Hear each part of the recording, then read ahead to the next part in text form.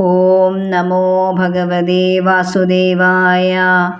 ഓം നമോ നാരായണായ. ജ്ഞാനപ്പാന. കണ്ടു കണ്ടങ്ങിരിക്കും ജനങ്ങളെ, കണ്ടില്ലെന്നു വരുത്തുന്നതും ഭവാൻ.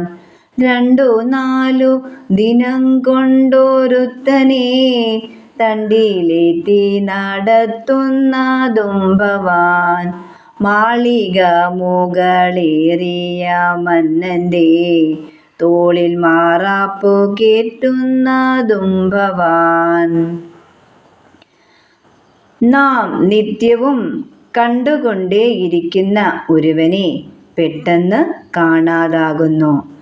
അങ്ങനെ വരുത്തുന്നത് അങ്ങു തന്നെയാണ്, ഭഗവാനാണ്.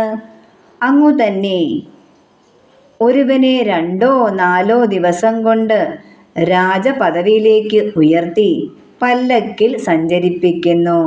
അങ്ങു തന്നെ മണിമാളികയിൽ വിരാജിക്കുന്ന രാജാവിനെ തോളിൽ മാറാപ്പു പേറ്റുന്ന ഭിക്ഷക്കാരനാക്കി തീർക്കുകയും ചെയ്യുന്നു.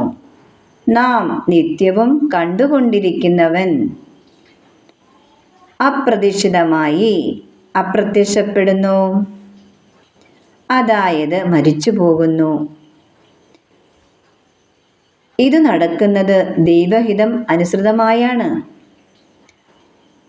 അതുപോലെ തന്നെ ഒരുവന്റെ ഭാഗ്യ നിർഭാഗ്യങ്ങളെ നിയന്ത്രിക്കുന്നതും ഭഗവാൻ തന്നെ.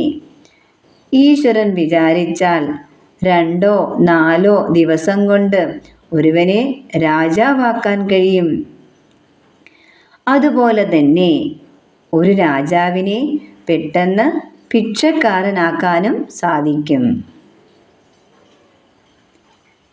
രാജാക്കന്മാർ പണ്ടുകാലത്ത് സഞ്ചരിച്ചിരുന്നത് പല്ലക്കിലായിരുന്നു.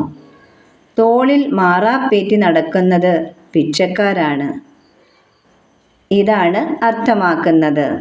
സർവം കൃഷ്ണാർപ്പണമസ്തു. ഹരേ ഗുരുവായൂരപ്പാ ശരണം.